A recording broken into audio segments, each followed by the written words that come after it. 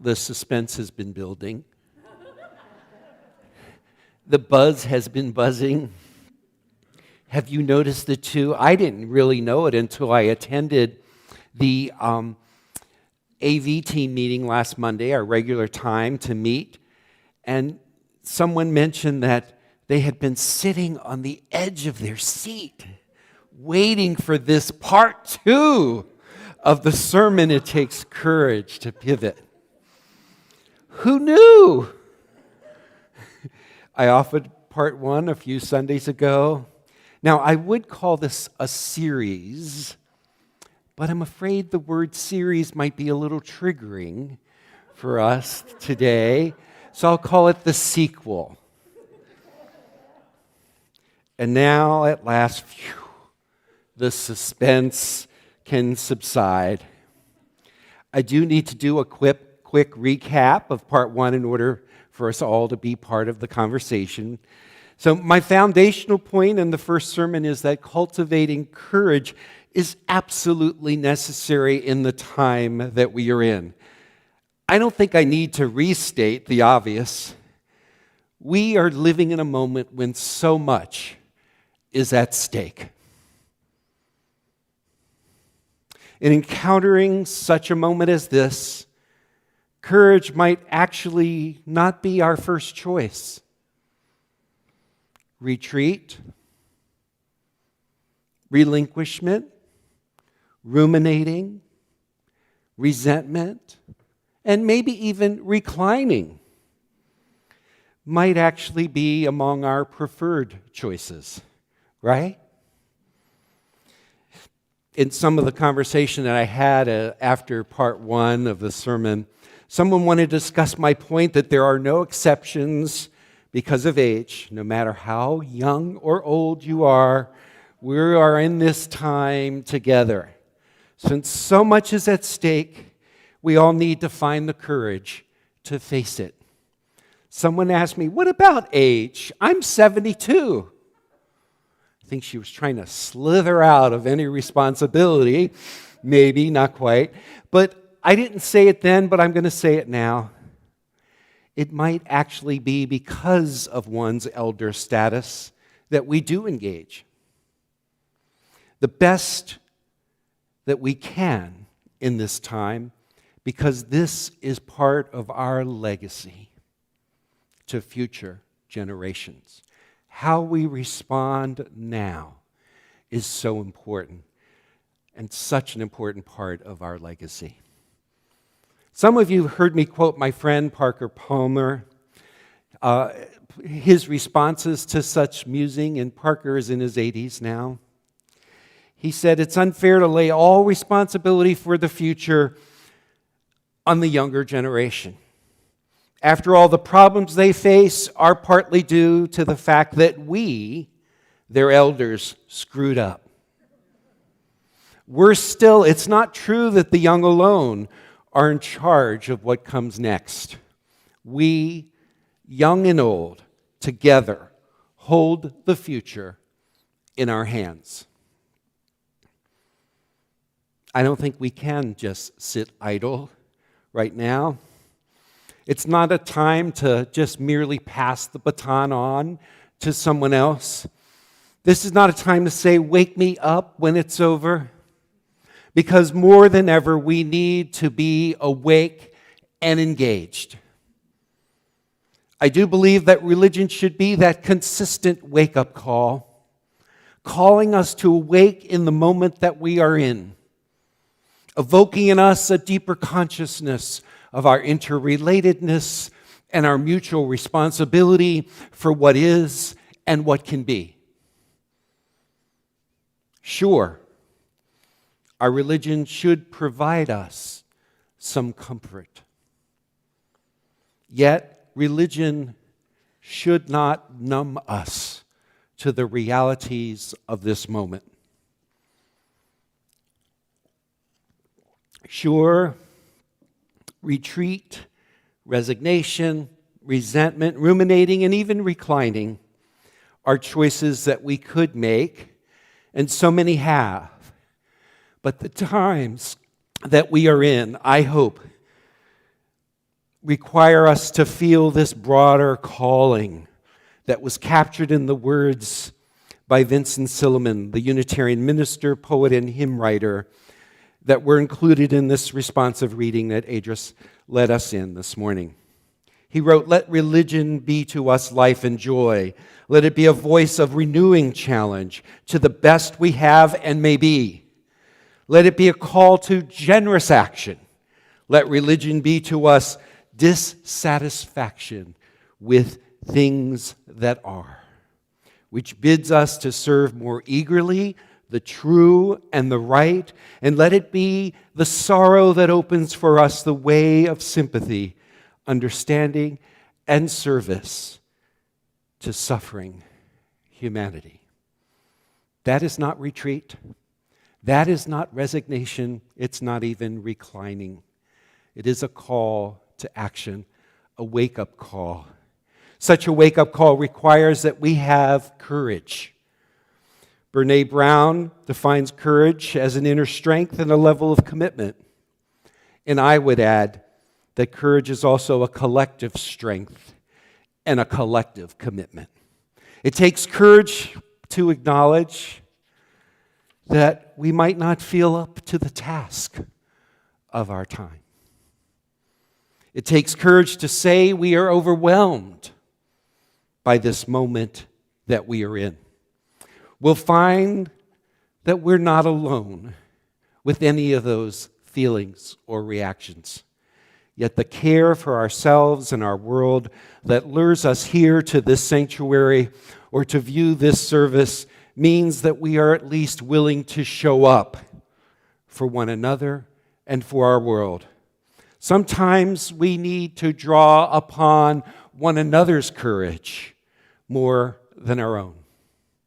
Sometimes we need to allow our courage to be a resource for someone else. We gather together not just to be confirmed in who we already are, but to encourage us to be open to being transformed and to transform this world. I have loved Annie Dillard's admonition to churchgoers in her book, Teaching a Stone to Talk. Perhaps you've heard this one before. Referring to people going to church, Dillard writes, "Does anyone have the foggiest idea what sort of power we so blithely invoke? Or, as I suspect, does no one believe a word of it? The churches are children, playing on the floor with their chemistry sets, mixing up a batch of TNT to kill a Sunday morning. It is madness to wear ladies' straw hats and velvet hats to church." I'm just scanning the audience. "We should all be wearing crash helmets," she writes. "Ushers should issue life preservers and signal flares. They should lash us to our pews, for the sleeping God may wake someday and take offense, or the waking God may draw us out to where we can never return." How unprepared we might be for this transformation that we so blithely talk about and proclaim sometimes. In Dillard's estimation, we may be underdressed for such a real encounter, because I see no crash helmets in the congregation this morning. Now, let's forget for a moment those who maybe are singing, I shall not be moved on continuous loop. Their position is clear and apparently unshakable. So I'll put those aside for a moment. But for me, I believe that the very essence of being human religiously is our capacity to pivot, to switch directions when we need to be influenced, and to actually be impacted by one another. Being human religiously is not to be sphinx-like shrines to our own individual certainty. It's not to be trees planted by the water, unmoved, unmovable, and unshakable. Humans, I believe, have this innate capacity for pivoting, for changing, for shifting. After all, we learned how to pivot as toddlers by taking a series of short, rocking steps and adjusting direction a little bit at a time. Toddlers learn to pivot smoothly. Then they learn to shift from one direction to another. Only by pivoting do toddlers, do any of us, learn how to walk. Pivoting, however, as you know, is not merely a physical exercise. It's a psychological one. It's a spiritual one. It's a social one.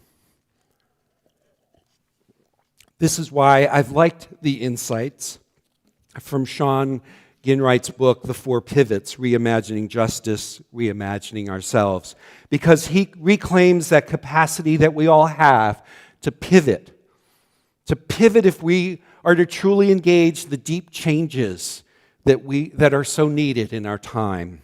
Deep changes, not just surface changes, not just surface tinkering, but deeper change. Climate change leads us to deeper change. Racial injustice leads us to a deeper change. Gun violence, the relentless gun violence that we have experienced, leads us to a place of deeper change. Economic injustice calls us towards a deeper change. The rise of authoritarianism leads us to respond with deeper change. I'll stop there. It'll get too overwhelming, but we'll just have those on the list. Deep changes become deep changes because they also necessarily involve us. They necessarily involve personal transformation as well as social changes. I believe religious communities have a unique role in helping support and challenge us towards this kind of deep change. At the same time that we must partner with all kinds of organizations that are doing good, working for justice in this world, we also must have some personal skin in the game ourselves. We must have the courage to reimagine not just what's out there, but also what's in here that must change and that must shift. Such a reimagining requires us to recognize at least these pivots that Ginwright names. The first pivot, this is the review, is described as a pivot in our awareness from lens to mirror. Ginwright explains it in this way. Instead of viewing the world through a thick lens, that is, as analysts of social problems, we must also view it as a mirror of ourselves.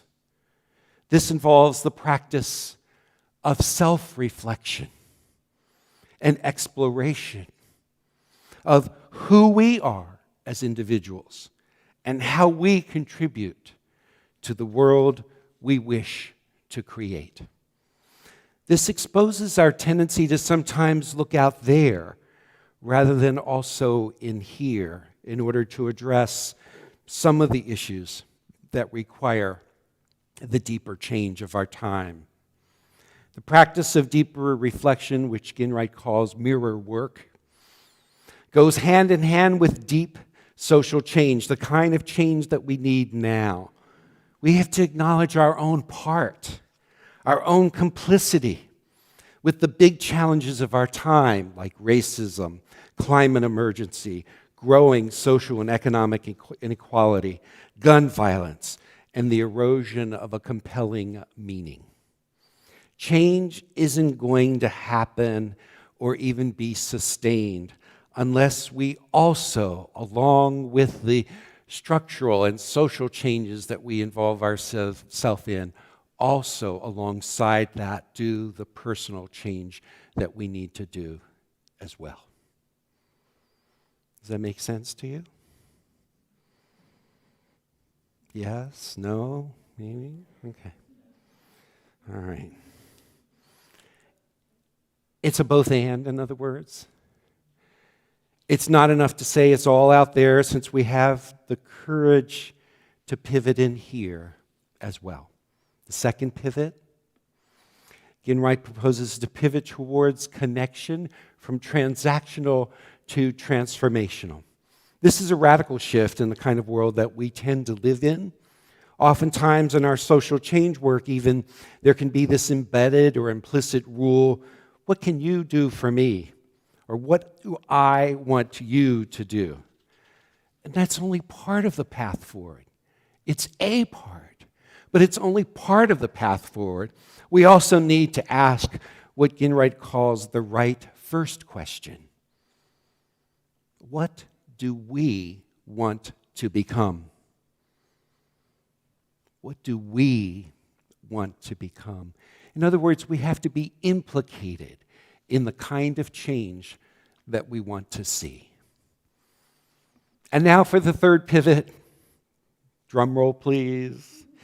Ginwright says that engaging in deep change means that we also need to shift our perspective, pivoting from our tendency to focus just on the problems to also focusing on the desired and emerging possibilities. Sometimes we're so easily distracted, so easily dismayed or deflated by the enormity of the problems that we face that we cower into what Ginwright and others have called a problem-loving approach. They define problem-loving as a tendency for leaders to assume that the awareness of the problem is the same as solving it.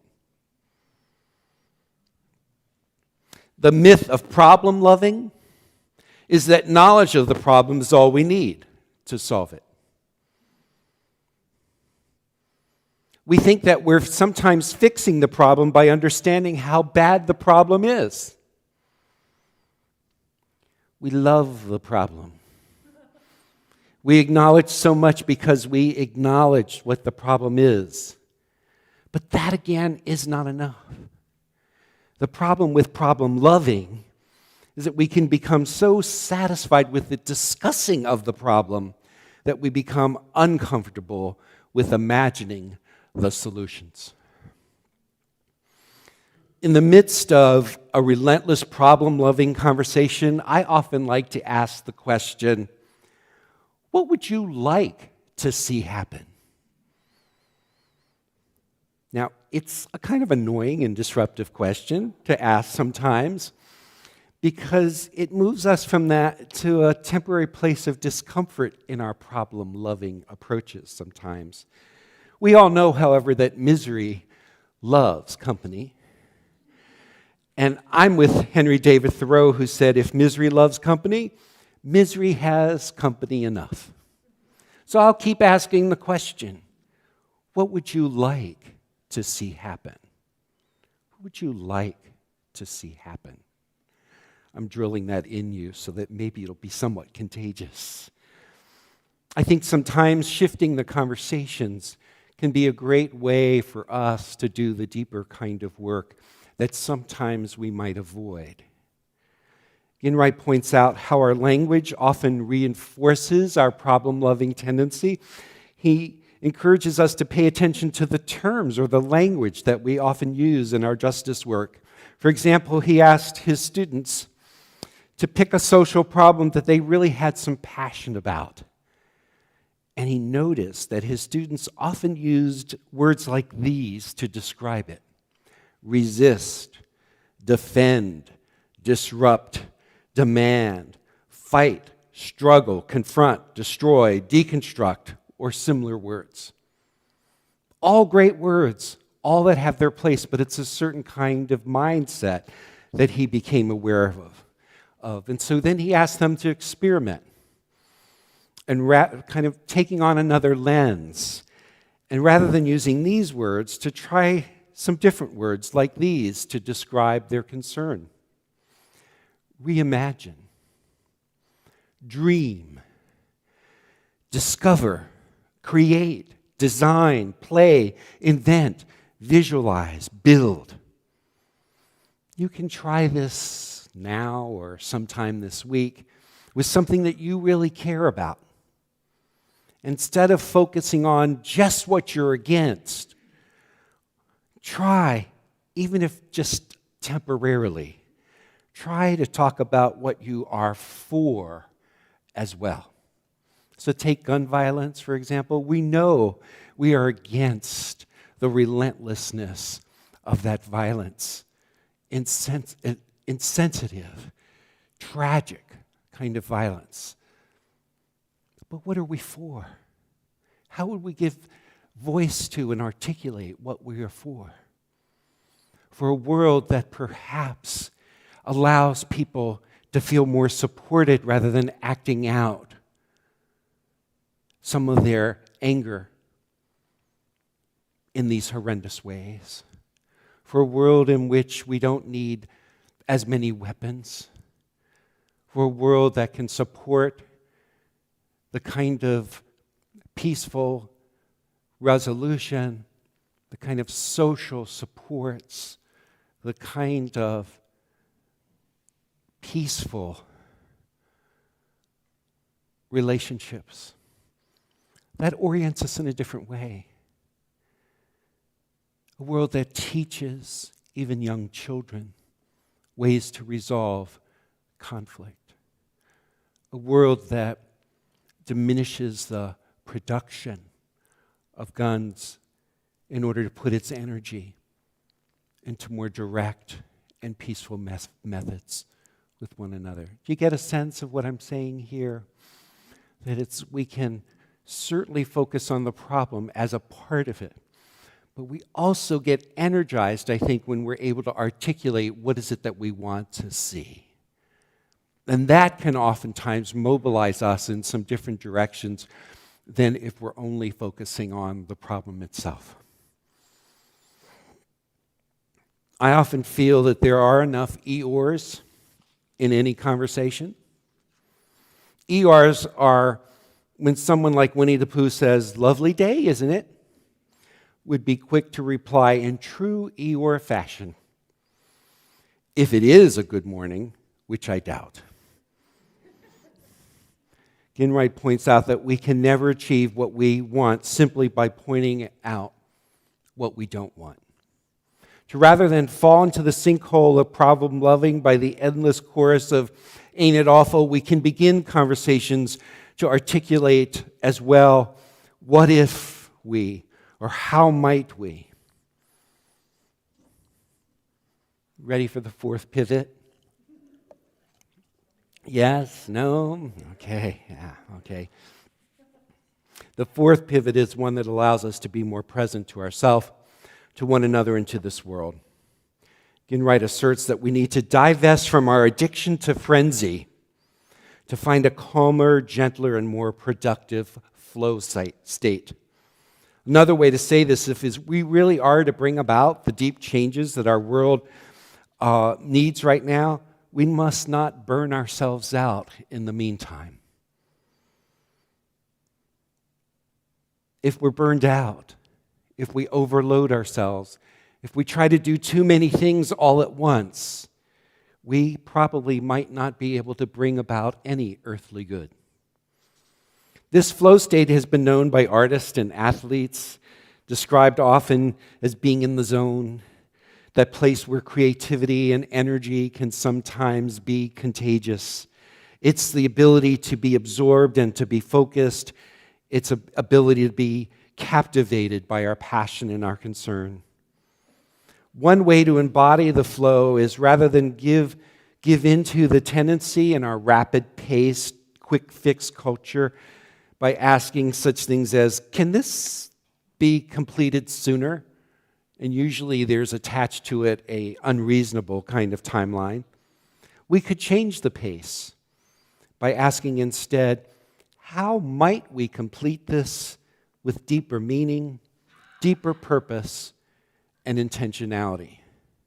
The image that I just had is like tapping the brakes a little bit slowing ourselves down a little bit so that we can allow ourselves more time to sit with our ideas and abdicate the addiction to frenzy that sometimes has us rather than us having it. Or we might take time to give it a rest. To time for rest in order to restore our energy and our perspective.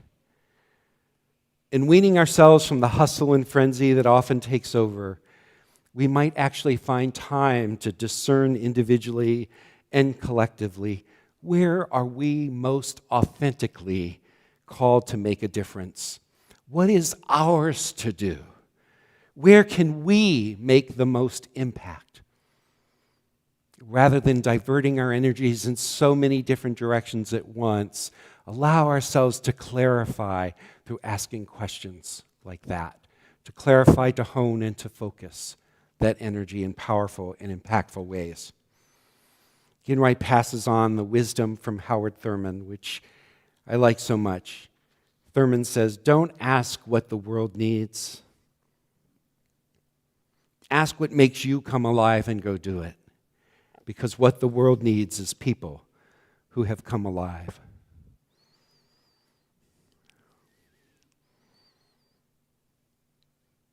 So to pivot as individuals or a religious organization means to change directions when the direction we aspire towards doesn't take us there. The pivot requires us to reflect more, to make U-turns, to reorient ourselves. And for some of us, pivoting means to change our pace. So to pivot means to have courage to ask not just what is the problem, but what part do we truly want to have in making it happen? This week I had some inspiration come my way in an unexpected way. A group of retired clergy met in our building this week. They were part of a national hybrid conference for retired clergy and their partners that were meeting across the country, and our AV team lead, John Cleaney, was instrumental in helping support that effort. During one of the afternoon breaks, on my way to grab some of their coffee, I was able to gather with a few friends in the Warner Room that were there for the conference. Someone asked, "When was this congregation founded?" Richard Speck said it was around the time of the Civil War, and in fact it was right after the Civil War, in the year 1865, 1866. By 1868, the congregation had built its first building on West Street in Wilmington. None of you were there. I'm just letting you know. I started thinking about what that period of launching a congregation must have been like in those times.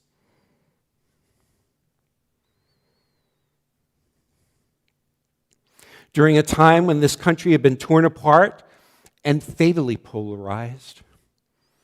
During a time when many had experienced the ugliness of war. During a time when the legacy of slavery was so horribly apparent. During a time when parents, spouses, and others were still grieving over their loved ones who had died or were injured.